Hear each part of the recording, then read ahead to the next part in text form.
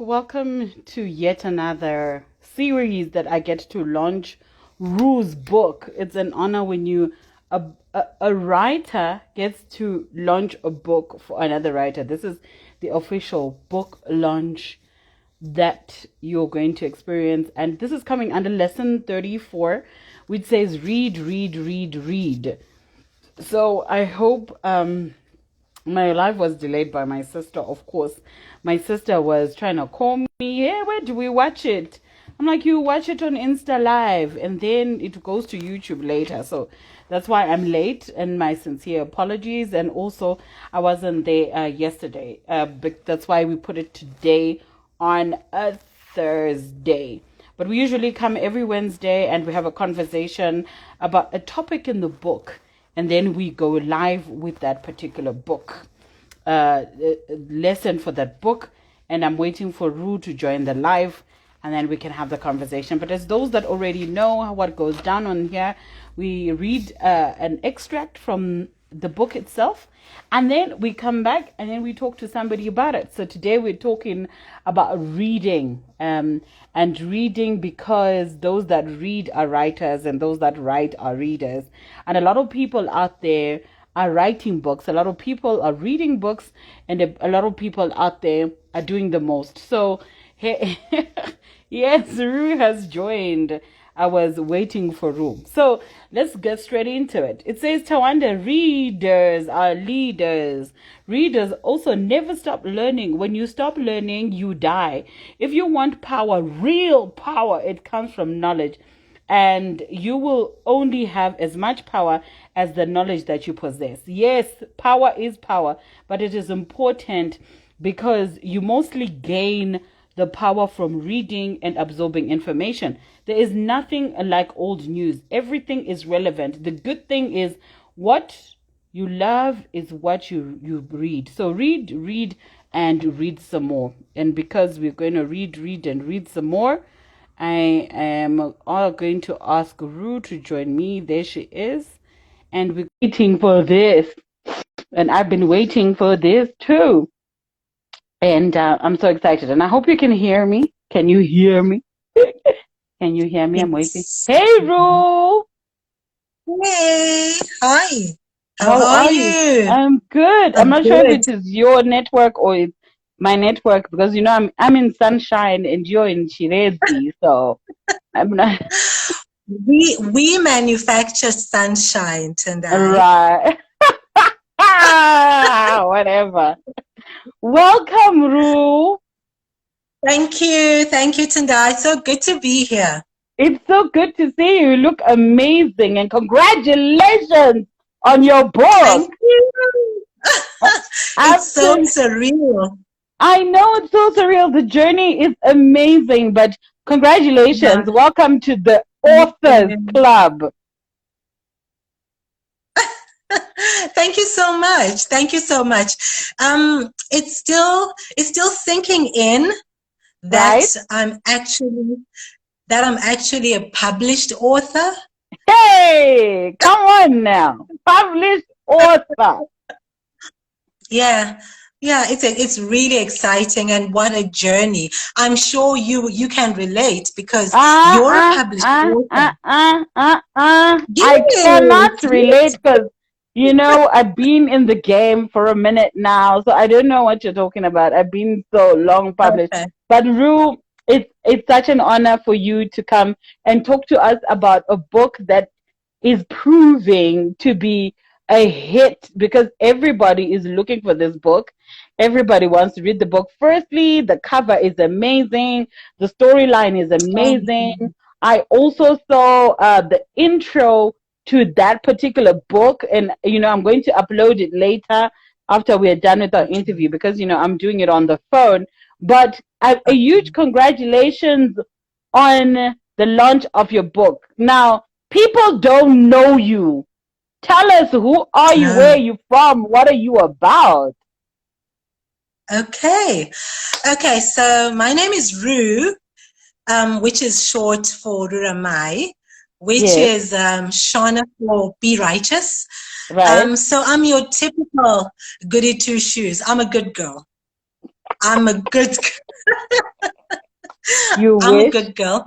I was raised by a very conservative mom and Yes. a modern dad. So I had a mix of an ultra conservative childhood, but with the ability to explore. So in my exploring, I fell in love with words. I think I started an affair with words when I was fairly young. I Right. remember my earliest memory of reading when I was in grade 2, when my dad would read like his newspaper and then he would put it down and I would just swoop in and pick it up and read it from cover to cover. Obviously, there were words I didn't understand Right. in the newspaper, so I would ask him. And so he started like a game where every morning when we're going to school, he'd pick up the dictionary, open the dictionary, and pick a word and ask me to pronounce the word and ask me the meaning of the word. Right. So that just started, it's just snowballed into this huge love affair with words and books. I'm also a mom. I love my babies. I love my Right. children. Everybody who knows me knows how besotted I am with my babies.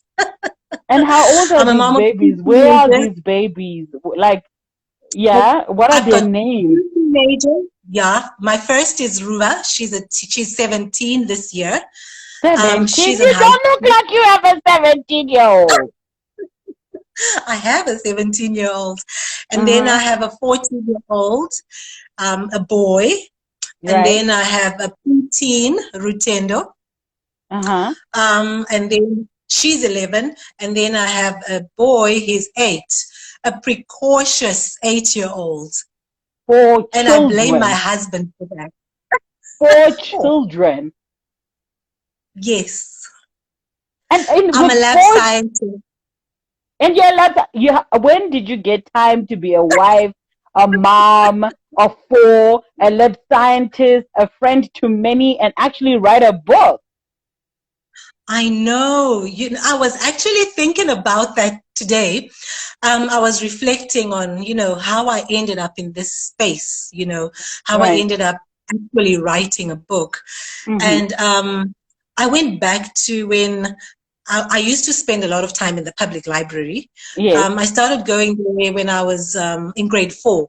So I was in a school which was located in town, but we didn't live anywhere near town. And So which after school was school, that? Which school was that? I was at the Dominican convent in Okay. Bulawayo. Right. Yeah. So my dad would only be home after 4. Uh-huh. So when I started going to the public library, it was because I would leave school at 1, go to Mm-hmm. the library because I'll be waiting for my dad to come and pick me up. Okay. So I'll just disappear down into this library surrounded by books and I would just read everything. I think I actually thought if I didn't read as much as possible, I wouldn't be able to finish all the books. I never did finish the books anyway. And of course, I mean, you've there are never far too finished a many books in library. a That's library. ludicrous. I mean, who has Yeah, finished a so library? I know, right? So I would read. I was such a voracious reader. So I would read everything. And my favorite at that time was Enid Blyton. Uh-huh. So I would read the magical fantasy stories, The Faraway Tree. And then as I grew old and my taste changed, I moved on to the famous Seven. And I think that's where my love for mysteries also started. Is And that where being a it lab started? scientist, yeah. Yeah, so being a lab scientist is unraveling a mystery, isn't it? Like It you have to get absolutely down. is. Yeah, so books have this way of just feeding into things that will lead you to your purpose, and at that time you don't know it, but it actually happens like that. Nanya 50 has already read your book, and I hear it is like the most sought after book at the moment. So, do tell me about this book. What is this book about? Now that we know you're an avid reader, you almost read a library and you read everything, you were eating everything. That's exactly what I say in my book, that there is nothing like old news. Anything, a newspaper, a magazine is brand new information if you're reading it for the first time. Yeah. Tell me about this journey of you writing the book. What actually took place for you to say, "Ah, darn it, now I'm going to start writing a book"? Okay, so let's rewind back to primary school, right? Yes. So I've moved on from Enid Blyton and the childish magical fantasy stories, and I'm reading these mystery stories, and then I'm 12. I'm 12 years old, and all the girls in my class suddenly have crushes. I was a late bloomer, so I'm trying to understand why everybody is like going goo goo gaga over boys. Because, by the way, I was an only girl for almost 10 years. Right. My mom, I had four brothers, so my mom only had my youngest, which is my sister. We're only two girls in a family of six, right? So my youngest sister only came on when after I was 9. So my brother's friends were my friends. I played with my brothers. I climbed trees. I climbed walls. I played ball. I took apart my dolls. So really, I couldn't understand the fascination with boys. So I'm 12 and all the girls are like besotted with boys. And I decided to kind of write about it because I think I was trying to understand it. So I took a book, like a counter book, and I wrote a story about a boy and a girl. Well, my own version of romance. No, we want to hear it. We want to hear it. What was your version of romance? What was the version? We want to hear it. Very childish version of romance. Boy looks at girl, boy likes girl, girl likes boy, but girl can't tell boy that she likes him, which was the typical thing that was going on. But were you going through that? Did you see a boy you liked? It was just your imagination. So you were combining your imagination and your assumptions, and you just fictitiously wrote a boy meets girl. Yeah, and also based on the experiences of my friends who were agitating and who were tormented by all these, you know, like these feelings, because they're preteens, they're hormonal, so they were struggling with all these things. So now you'd ask, but why do you like him? He's not that cute, or you know, what's so fascinating about a boy? So I ended up writing this book. I finished the book and I took it to school, and all my friends loved it. Wait, so you actually are a published author. You've been published for the longest time because you published a book, you took it to school, and it made the rounds. How many people read that book? The whole class. Oh, of how many people? Class. About 25. That's more people than I have had read when I launched my book. Are you serious? And I know you lie. Well, you know, listen. You're being modest. You're being modest. No, but I mean, look how young you were. So everybody loved the book. And then what did you do? Where is that book anyway? I have no idea. I lost it. I also kind of had to hide it away from my mom. Remember, my mom was ultra conservative. Yeah. Because she's ultra conservative. So she could not know I was writing about a boy liking a girl and a girl liking a boy. So I think it got lost. I have no idea where that book is actually. Because I think it would be a great book for people that age. I mean, for all you know, you're already, so you're already a child author, like child stories author, preteen book author. You've been a range of an author already. Well, it was just the one book, and I think if I read it now, I'm going to cringe, like really cringe. And then what happened? So you finished writing that book, and then what happened? Yeah. So I finished writing that book, and then I completely forgot about that book. Went on, and then now I like the boy, you know. And where were you in high school? Where were you in high school? I went to Regina Mundi in Gweru. Okay. So you then went mission school from, that should have been a hard switch for you. Not really, because we were kind of nomadic growing up. Okay. So after I left convent, I went to Nagel House for 2 terms, Form 1. Mm-hmm. And then at the end of Form 1, the third term of Form 1, I went to Dadaya. I hated it. So Form 2, I went to Regina Mundi. So from 2 Wait, to you Form had 4, I the was in power. Regina You Mundi. had the power to tell your parents, I hate this one. Can you move me to another school? My father would have killed you. My father would have been like, you know what? Deal with yourself. You know what I said? What? I said Dadaya has boys, and that was enough. But Regina Mundi didn't have boys there. Eh? So Regina Mundi didn't have boys for boarding school. They Okay. had boys for day school, and there was like one boy in a class or two boys in a class. There were like very few boys. Yeah, so they almost did not exist. All right. Okay. Then you went to Regina Mundi. Let the story continue. So now I want to know what it is, what is falling in love, what is dating and all that. So my dad had a bookshelf which was kept under lock and key because it's his treasure collection. Right. He has all sorts of books in there. And he happened to have pace setters. I don't know if you know pace setters. Girl, no. I'm not that deep. What's pace setters? Okay, so pace setters are kind of like your Mills and Boone version, but African context. Now, say Mills and Boone. I know them millies. I know the millies. You know what I mean? Okay, so and then you bumped into pace setters.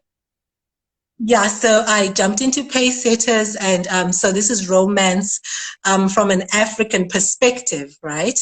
So I enjoyed reading those when I could because, like I said, it was kept under lock and key, right? So then but we moved on to university, right? So we're now in university. I'm still kind of reading pace setters. I'm kind of moving away from pace setters because, books tend to have a certain genre of books tend to have like a formula. Like I'm sure you know M and B's. They kind of like have the same formula. You can't even say right. Mills and Boone. Say it. Say Mills and Boone. M and B. Mills and Boone. There you go. Mills and Boone. Mills and Boones were a bit too deep, like they were a bit forward. They were not. They were. They were yes, not. They were.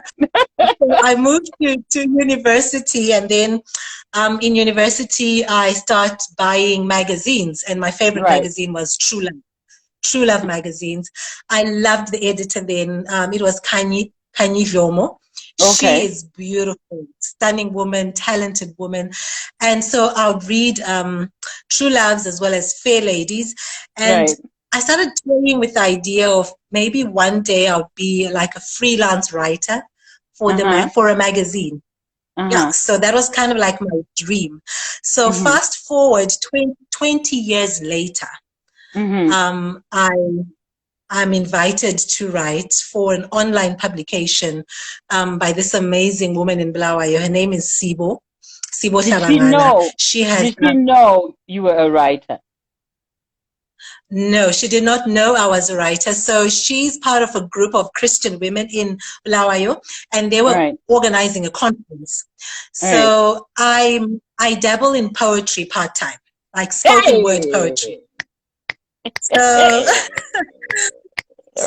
I decided to venture out like publicly with my spoken word poetry, right?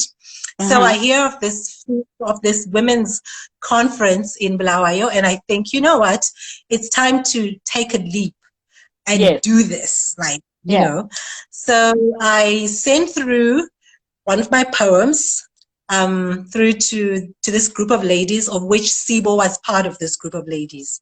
Yes. And I submit my poem and I say, can I come through and, perform? So they listen to my poem. Yeah, well, I was starting out budding performer. Wow, this is good information. Yeah, so they loved my poem and they said, okay, we'd love for you to come through, but we won't be able to pay you. And I said, no problem. Right. I don't mind being paid, right? Mm-hmm. So just before I needed to go, I then fell ill and I couldn't go.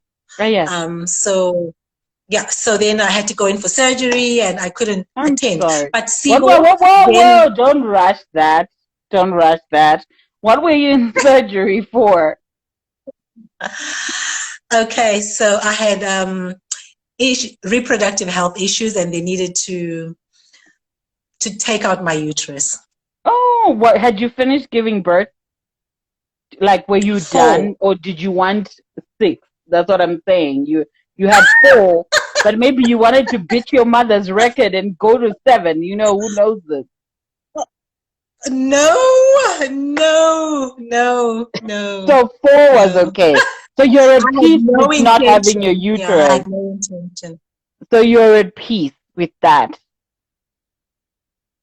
Yeah, I made peace with that. All right. Okay. That's a beautiful story. If you're weighing the challenges I experienced health-wise from holding on to it, and then the wellness and well-being I have now, I think it was a no-brainer, really, what to do. You know, I'm gonna ask a wild question, which I know these are the questions you're like, Tendai, what am I supposed to prepare for? This is what you were supposed to prepare for. So, when they remove your uterus, does it affect your sex drive? No, because they keep your ovaries. So they keep your ovaries. Yeah, so you're like... Okay, so I don't have to keep it. I can get rid of this thing. Do I still go on my period? I'm not saying... Do I still go on my period? No, you don't. So let me just get rid of it. Like, Ru, why am I keeping the uterus though? Anyway, and then you couldn't go. And then what happened? I love you. Okay, so I couldn't go, right? So Sibo then approaches me. And she says she's starting an online publication, a magazine, which is called Sibo Lifestyle. Right. And she was requesting that I submit my poem for the inaugural publication. Yes. So I'm like, yay, yes, please. So I submit the poem, and I feel really good about that. And when the magazine came out, I loved the magazine. I loved the way it was set up. Sibo is a visionary. She's a dreamer, very much like me. Right. You know, like if I would tell you the games I played when I was growing up, you'd laugh, but... Oh, no. I want to hear them. I mean, you can't mention them and then say, not tell me, because I love stories. Tell me.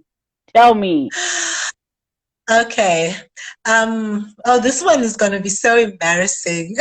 Tell me. I'm ready for your embarrassment. I'll be embarrassed with you.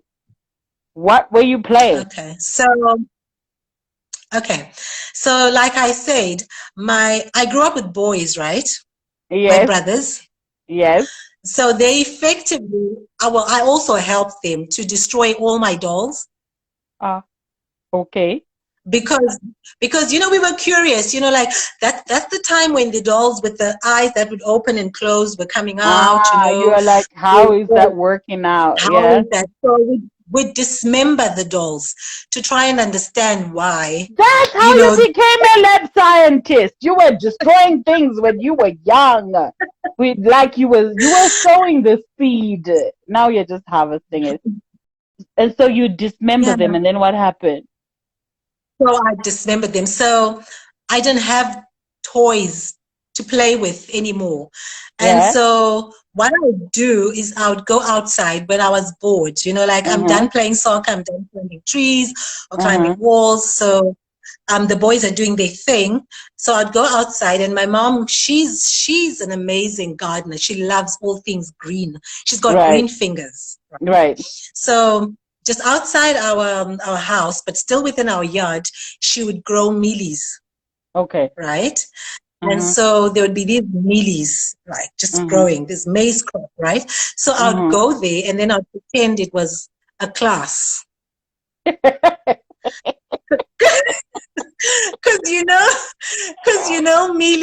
mealies have the hair like thing is growing out. I have the million thing here, right here. Right here. There's the hair. Exactly. So I would give them names and I would talk to them. I would like have full blown conversations with the mealies. They'd have You names. are definitely a coconut. Those are white people games. Those are because Trevor. Remember, Trevor Noah had that whole did you watch Born a Crime? Did you read Born a Crime? I haven't read Born a Crime, but Oh I no, watched I'm sending you Born a Crime. Okay. You need to read it. And Trevor was talking to his imaginary friend at his white family's home, and they would encourage him, and and they would even pull a chair, and the friend would sit. Yes. But when he went to his grandmother, was like, "Hey, Zach Chaya win, hey, I'm loyal." So you were loyal. You were talking to maize. We eat maize, yes. Rue. They're not students. Well, they were like my peeps, my friends. Okay, fine. We'll give you that. So did you eat your friends after you gave them names? Did they make it to the pot? Well, yeah, of course they did, especially after they lost their hair. They were not that attractive anymore. So. So you didn't feel bad eating your friends. You were so terrible. You're terrible. No. Oh my God. No. Yeah, so go on. Yeah, so all these things would feed into your imagination. Absolutely, for you, absolutely. Yeah, like you could never get bored by yourself. Never. No. Say I would never get bored by myself, because there's some people who don't even like their own company. They can't even stand themselves. They have to always be surrounded by other people. But you clearly loved your own company, and I guess, I would have loved to be the worm in that cob, because I'd have heard all the stories you were talking about to them. That would have been absolutely amazing. And then what happened? And then I want to know this book, because this book is over 200 pages. That's like a quarter of what I wrote. You know what I mean? How did we get to now I'm writing this? Is it, oh wait, could it be the seeds from the maize influenced the name of the book? It could be. Tendai, stop trying to be an investigator. I'm an investigative journalist. That's where you sowed the seed. So tell me about your book. Tell me. Okay. So I'm now writing for this online publication, right? Yeah. Mm-hmm. And then there's a lady that I'd met the year before, a really amazing woman. Like I have no words, I fail to describe this woman. Her selflessness, really, right. It's just mind-boggling given what she's been through. Okay. So I met her through some work that I do on the side, like informally. There's like a group of women that came together in Chiredzi, founded by Christine Moyo. So she founded an informal organization that is called Total Woman Forum. So It's just a platform for women to come together to collaborate and just empower each other through the experiences we've had and whatever level of expertise we may have in our different industries. So I met this woman through, at one of these meetings. Incidentally, I had attended the same high school with her 20 years before. Which one? You had 3, honey. Which one? Regina Mundi. Right. Okay. They want to claim you, so you gotta drop the correct. You know what I mean? Okay. Yeah. So now we meet up almost 20 years later. We were not particularly close in high school. She was in another class. We were in the same stream, but she was in a different class. So now we meet up, and she's doing this humanitarian work. And so we invite her to Total Woman Forum. She comes, she speaks, and she has this amazing story. And we started talking more now afterwards, and she discovers I write poetry, and then she just happens to mention, why don't you write a story about my life? At that point, she was receiving awards from, outside Zimbabwe for the work that she was doing in Zimbabwe. And so she says, so people who were like the organizations giving her awards would ask her if there was a book about her life. So she then says, people ask me if there's a book, and I've been toying with the idea of having a book written about my life. And there have been authors who've actually approached me to say, can we write? And she said, I just didn't feel the connection. So she says, why don't you write a book? Why don't you write the book? And I'm like, no, I can't write the book because I'm not an author. Oh no, honey, you've been an author. You wanted some super endorsement from somebody. Now we're endorsing you, author.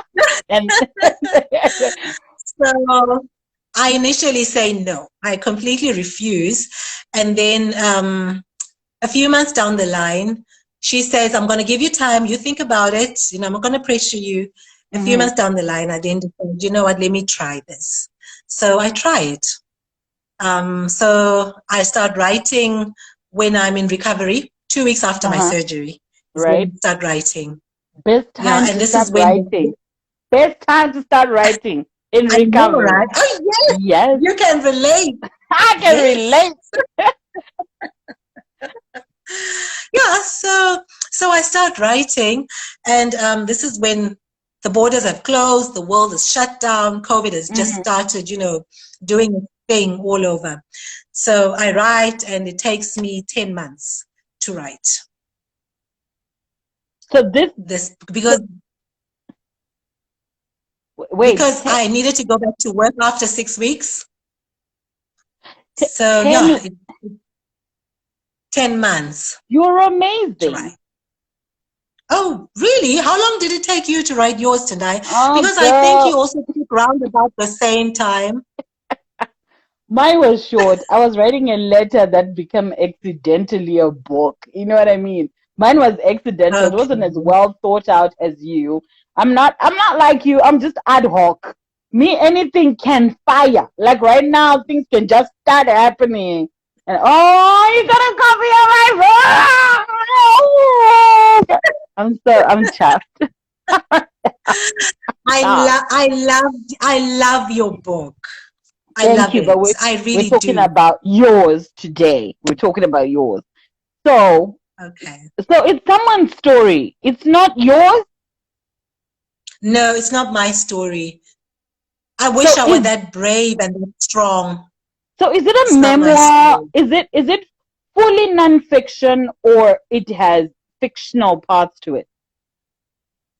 Okay, so all the things that happened to this character happened to her, save for one person that I introduced. I introduced one character into her life. I'm not going to say which character I introduced into her life. Of course, we're going to read it, and then we're going to talk to you after like 2 months. I'm a hard copy girl, so when Lucy said to me, "Oh, get it online," I'm like, I have a bookshelf. It needs to be on my bookshelf, so I'm not doing that. So tell me, wait. So how now? I'm even more intrigued because this book is about somebody else. So what did you do? How was the journey? Did you sit with her? How often did you sit with her? How did you get the storylines and all these, stories the story that you then built to end up with a beautiful? How? What happened? Tell me this journey. Okay, so I sat with her. She was in Harare. I was in Chiredzi, right? Okay. So opportunities to meet were really difficult, and because I don't really go out to Harare that often, and she doesn't really come down to Chiredzi that much. But she then happened to come down to Chiredzi to visit a family member who was not well. Then she calls me and she says, I'm coming down to Chiredzi, but I'm only going to be in Chiredzi for 1 day. Right. So can we meet? and let's talk. So we met up, and we had a conversation, a 1 hour, 20 minutes conversation, where I asked all the questions I wanted to ask, and she outlined her childhood, upbringing, the experiences she'd been through, all of it. She tried to pack in everything in that 1 hour, 20 minutes. And so I had my phone on. I recorded the whole conversation. So this is, okay, let's go technical. So this is a non-fiction creative written memoir. Right. Yeah, it's a creative now that yeah. It's a creative non-fiction memoir that that is a must read. I'm sure people would eat out of it because there's that whole it actually happened, but this is creatively told. That is a like, oh, I would eat it. I mean, I'm that girl who read Americana in 2 days and it's this thick. So I love. And that's like my dream, to read Americana. Oh, what Lucy has my book, doesn't she? My sister has my book. No, she brought it back. But no, I'll send you. Now those are 2 books I'm sending you. Americana and Born a Crime. They'll definitely get back. So where is she? Where is she? What did she say about the book when you were done writing the memoir you sent her? And what did she say? Yeah. So I sent her the memoir, and she's like you. She's not like an ebook person. So she's like, yeah, I kind of read the intro and I liked it, but I can't read it because, I want a hard copy. Bring me the hard copy. So I went to Harare with the hard copy last week, actually. I went to Harare with the hard copy, met up with her, and it was an emotional roller coaster. It was just waterworks. It was waterworks. It was such a cathartic experience. That's a big word. When I wrote, cathartic. That should be from the newspapers. when I wrote the book, when I was writing the book, because I was writing it creatively, I was trying to immerse myself in the emotion of what she must have been going through, through every phase as I was writing it, right? And there were some really difficult parts to write, like really hard parts to write in her journey to becoming. And I was emotional at some parts, but I tried very hard to not be overly emotional because, when you're writing, you're also trying to honor your readers, like Rebecca Canoerera. Rebecca Canoerera, the lady who wrote the foreword, she emphasized the importance of honoring your readers, so you don't want to just take them and just drag them down this rabbit hole of emotions and then just submerge them with all these, well, that sounds feelings. Like me. If I was writing, I would just drag you, let's go. If you die, you die. But I'm curious about something. I'm curious if there were any parallels, your life and hers. Is there any chance stories met? Yeah. A lot of people have untold stories. A lot of people. We all have untold stories. All of us. I know you've written a book, but there's stories that you have not even written that you carry. Yeah. So give me one. Give me one thing that has a parallel, because I know you were healing and you were writing about pain, and you have your own things that you need to heal from. So I want to know the one that was so parallel that you're like, I'll be back later. Tell me the one, because this is what we do here. We say it like it is. Tell me this trauma. Give me one trauma. You have to give me one trauma that was parallel. One. Give me one trauma. Okay. You are insisting on this trauma? Yeah, I am, because traumas are what build us to be amazing people. Especially if we learn and heal from them. Because if you don't own, because you see, your past is that. It's the past, but it's also a stepping stone to your greatness. So a lot of Yeah, people, that's true. I'm not saying live in your past, I'm just saying own Mhm. it and rock it and celebrate that trauma, especially if you healed from it. Yeah, definitely. You can turn your pain into power. That's Right. true.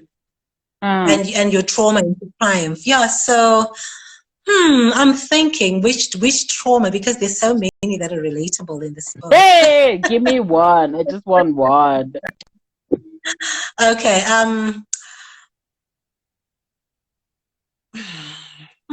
Okay. So sometimes being raised by conservative parents is difficult, to really understand where they're coming from.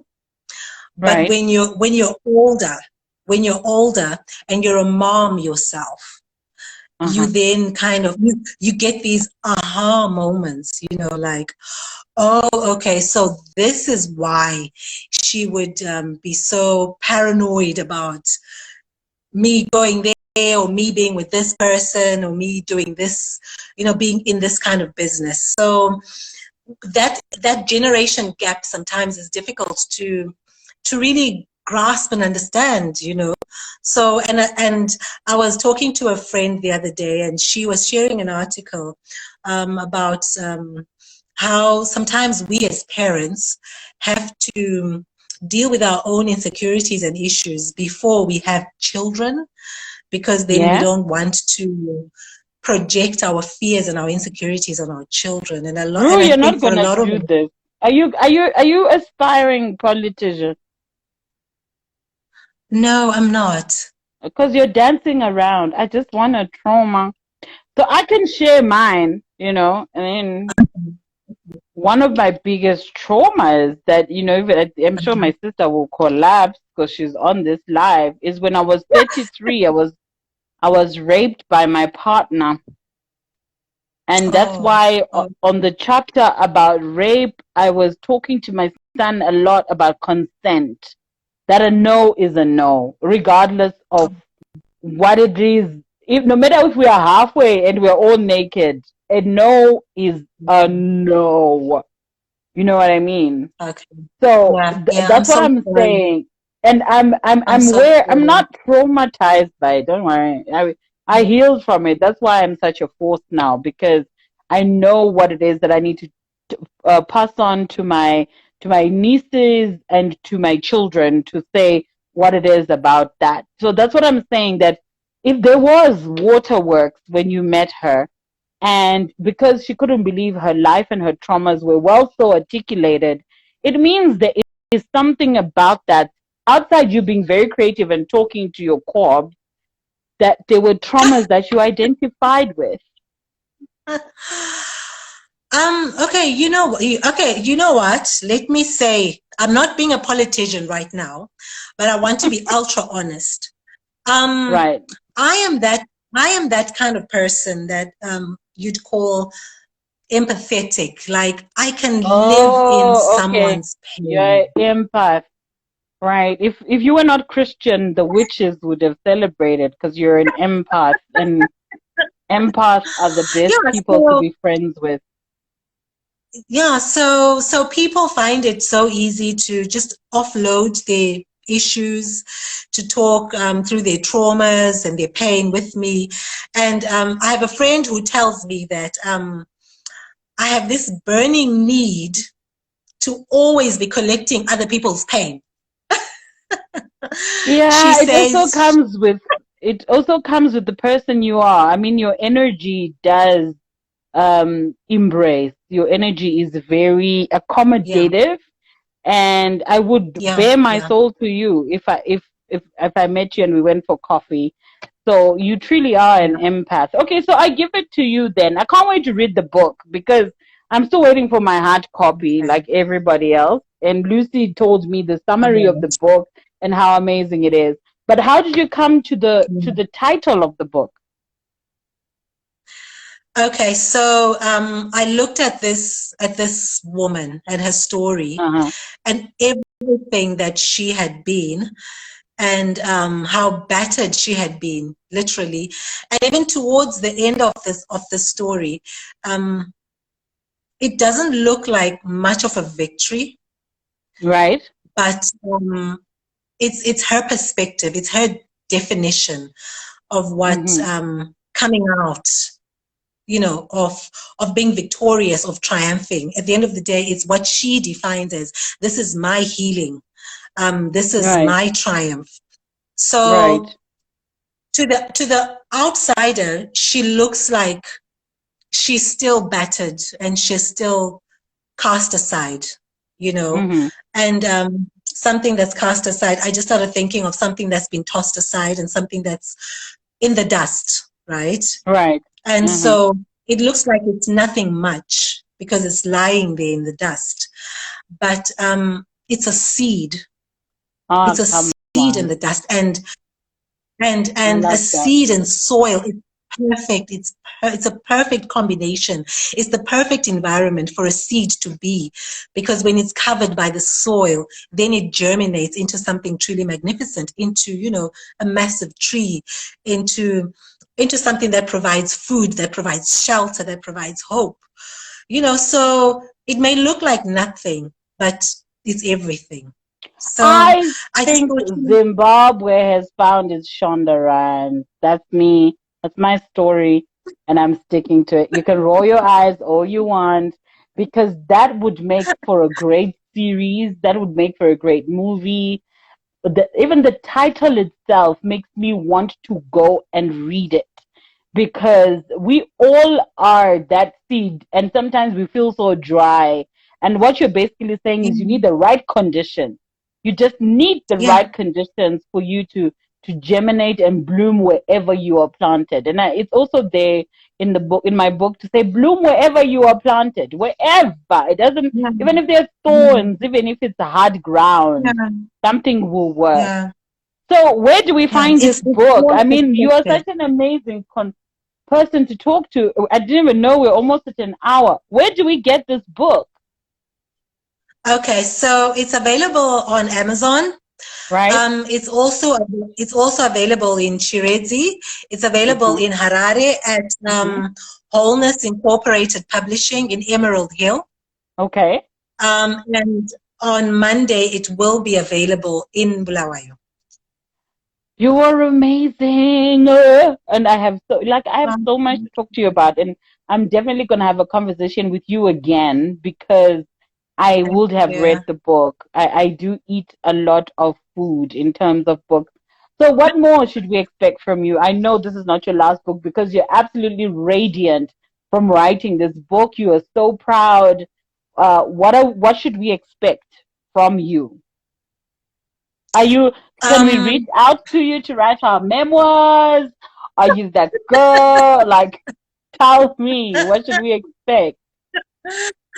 Okay, so to be honest, when I wrote this book, I thought it was a one project thing. Right. But since writing the book, and getting all this amazing feedback, and it's like something has awakened inside of me that, what, at the end of the day, this is, you live for this. You're all for this, for writing, because I love words.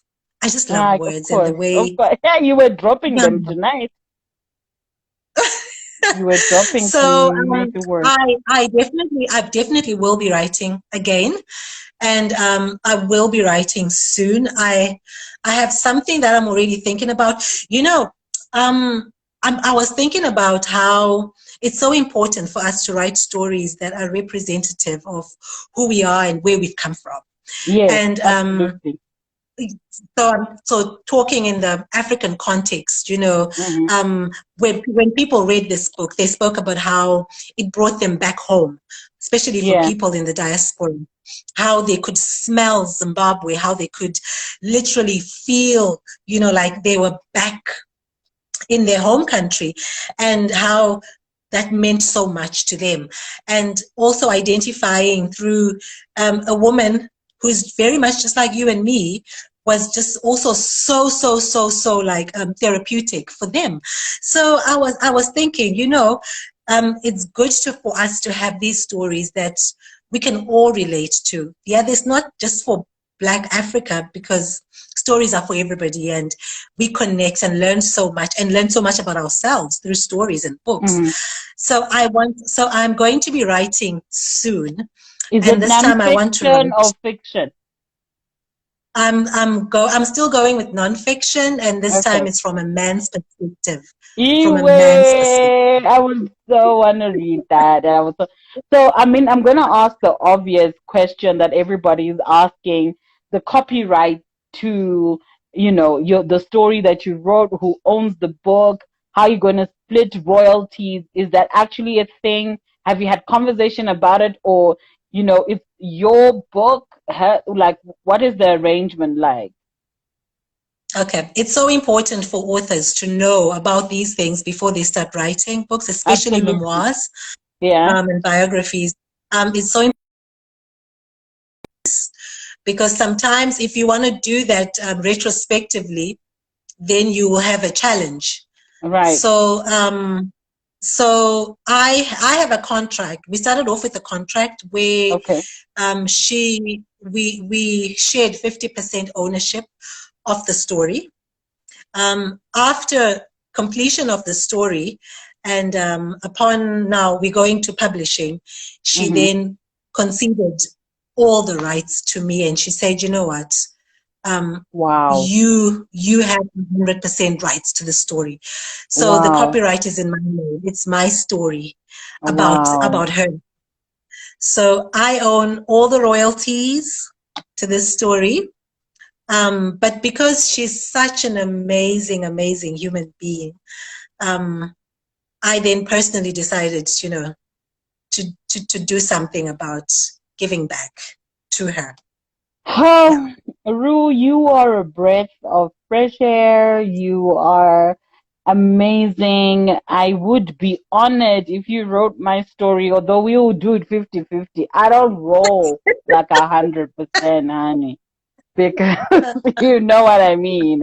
Because you're brilliant and Yeah. my story is amazing. So the two of us would Okay. make a best. I know you're a best-selling author. I challenge you to write series. I challenge you to write movies. I think the world has just become your playground, and you are about to Oh, wow. take over. And if you Wow. write as well as you speak and express yourself on this live, I think Zimbabwe is blessed to have authors like you in our radar, and that we now know you personally and we love you personally. I don't know, do you have anything Oh, you want wow. people to know? And do you want to say something to the people who will watch this? Your friends, your family, our fans, because you now got fans. Well, I just want to say to all the people listening, live an empowered life, Yeah. whatever that looks like to you. Live an absolutely empowered life. Define what that means to you, and don't be afraid of how controversial that definition may be, or how unpalatable that your position may be to society, because they want to perceive you one way. Be everything you want to be. Be a lab scientist, a wife, a mother, an author. Speak to cobs. Just do your thing.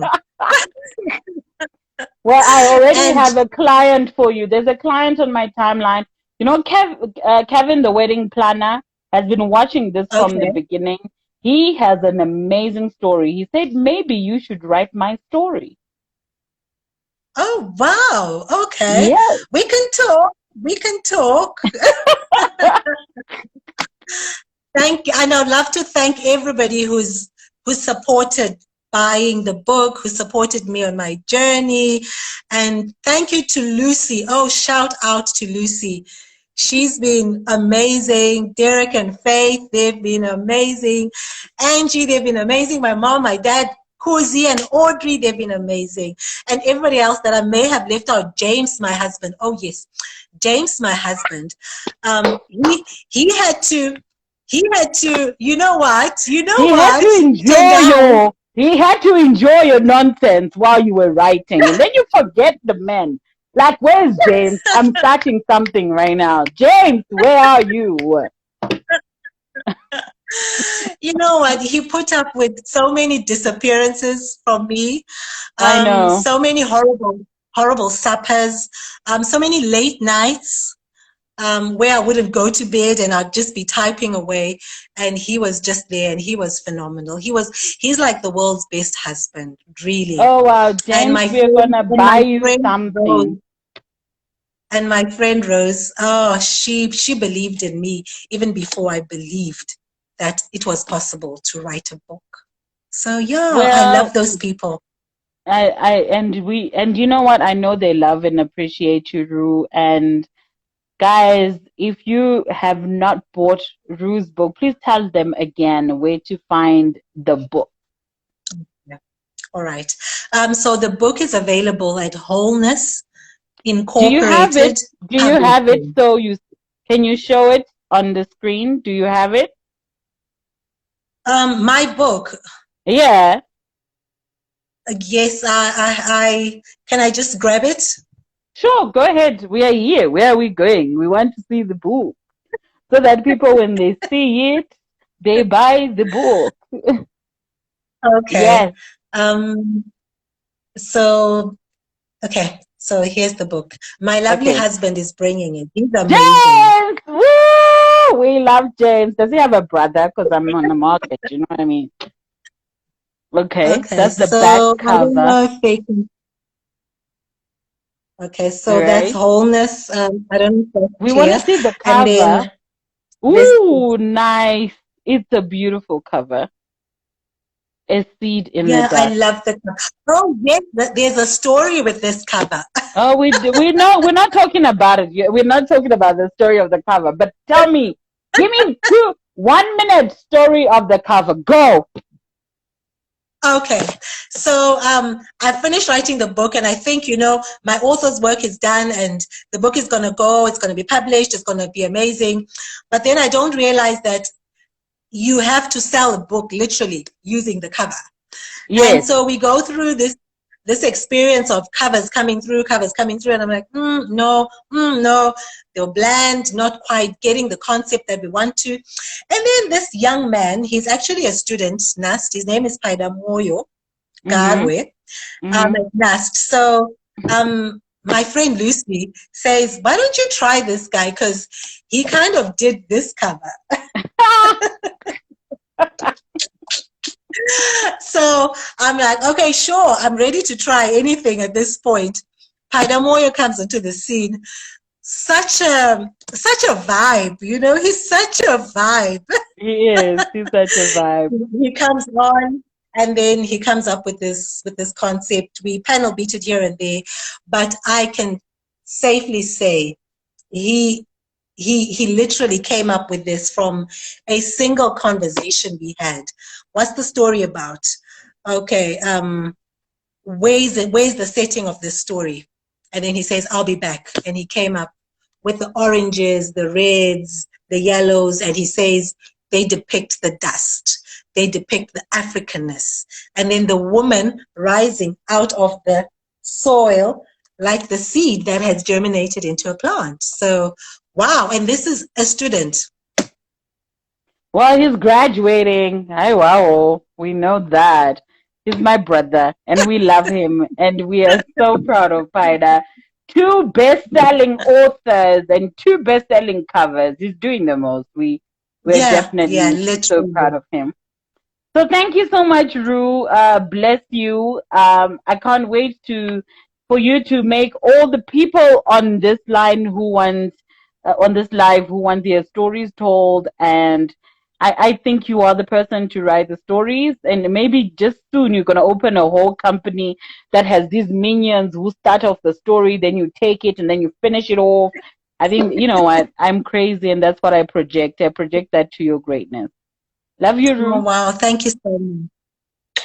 Mwah. Thank you. Well, there you have it. Read. And before you stop reading, read again. And of course, you saw the 2 best-selling authors live on your Instagram today. Rue and Sokostina are talking about a book. Celebrate each other and never ever be afraid to shine another person's light. And I'm shining Rue's today. Buy her book right now. It's on Amazon. You can find it. I'll make sure I also get those copies and you can buy them from me because I'm central and you can get them anywhere where I am. So thank you so much, Rue. And it will be saved. I'll also upload this onto my Facebook, onto my YouTube, and onto my LinkedIn. So you will share this and everybody will find it. And subscribe to Sokostina on YouTube and follow me here, right here on Instagram. Good night. And I totally enjoyed this interview. Thank you, Ru. Thank